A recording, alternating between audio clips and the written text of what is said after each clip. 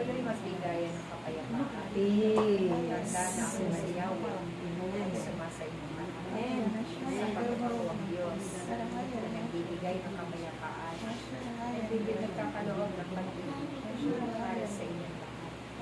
Aking mga anak, naririnig ko ang bawat panalangin ng bawat isa. Naririnig ko rin ang bawat ibig ng bawat isa. Naririnig ko rin ang bawat pagkain ng bawat isa. Lalo-lalo sa mga karamdaman na tumutulong inyong nararamdaman sa inyong pangangatawa. Aking mga anak, ang tao may Diyos sa kanyang buhay ay hindi natatakot, sapagkat ang takot ay hindi nagmumula sa akin. Ang tao pinananahanan ng Diyos ay hindi magmumula, sapagkat akong si Yahweh ay saganang magmumula. Ang tao may Diyos sa kanyang puso ay gagalingin, sapagkat akong si Yahweh sa inyong mga huwag kayong matakot. Ang pangalan mo ay makatang ang aking pangalan sa bahagi ito at kaya tapoy sumasa inyo sa ang tao mayroong baptismo ito ay pinag-uugatan ng tagumpay sapagkat ang bundok ng Diyos ay nagtagumpay sa pamamagitan ng pag-ibig niya sa mga taong kasalanan. Gayon din ang inyong gawin aking mga anak. Pagmahalan kayo sa kabila ng kayo walang sasaktan.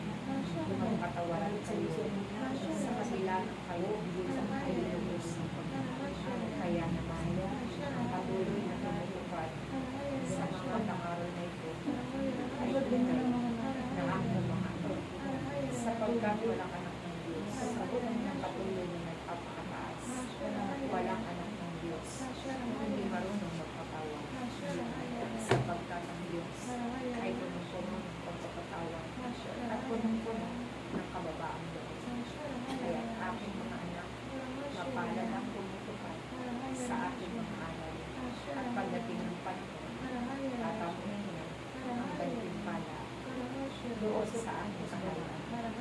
Pagsasama mo ang bawat tumatawag at tumutupad ang kanyang pagsulong, ang buong pag-ibig, ang buong kababaang loob, at gayon din na may katapatan sa kanyang pagawa. Ako'y Diyos na makatarungan aking mga anak. Ako'y hakato ayon sa bawat gawa ninyo.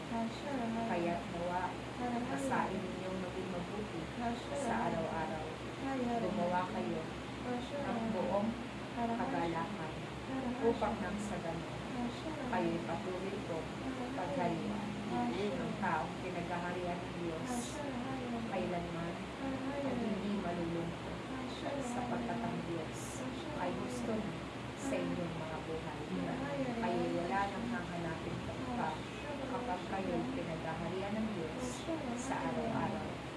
Kaya mapalag kayo aking mga anak sa mga taong patuloy na kumikilala at tumatanggap sa akin. Maraming salamat sa bawat araw na kayo'y nakikipagtupad sa akin. Salamat sa inyo. Praise Yahweh.